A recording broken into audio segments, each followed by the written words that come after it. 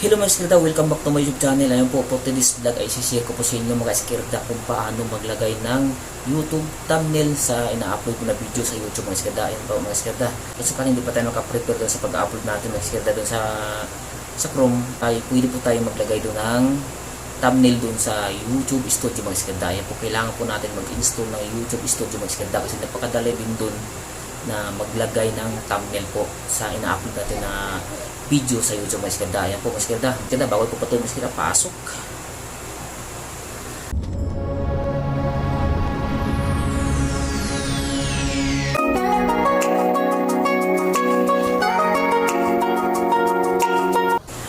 Ayun mga skirda, bago ang lahat, kung minsan nakalimutan mag-like, subscribe at saka i-click ang notification bell para updated po kayo sa susunod ng mga video na isi-share ko po sa inyo mga skirda. Ayan po.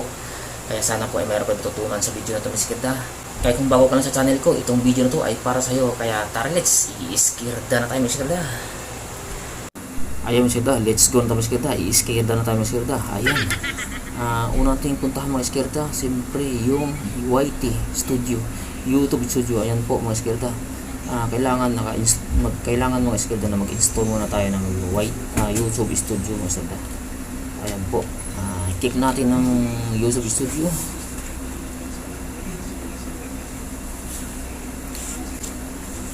At saka mga skirda, ang i-next natin na i-click ay itong tatlong parang bagis na bandang kaliwa mga skirda. Ayan, sa gilid ng dashboard.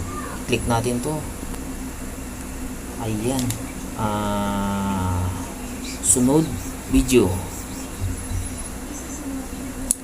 Ayan mga skirda, mayroon ako na-upload mga skirda na hindi ko pa nalagyan ng thumbnail. Ayan po mga skirda.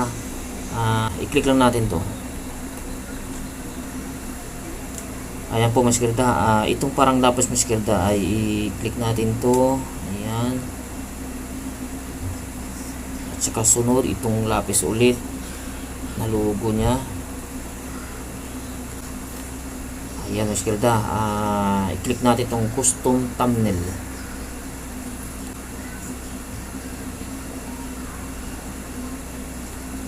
Ayan po mga skirda, kasi mayroon akong ginawa na thumbnail mga skirda kasi di ko na lagay doon sa Chrome yung pag-upload ko kanina, ay nahuli yung paggawa ko sa thumbnail. Kaya itong thumbnail ito dito ko ilalagay dito sa YouTube Studio mga skirda, kaya nahuli yung paglagay ko ng thumbnail. Ayan po mga skirda, click natin tong thumbnail.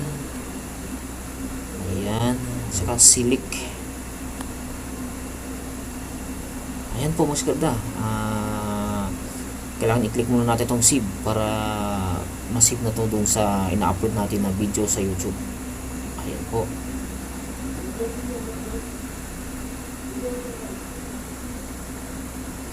Ayan mga skirda. Ayan.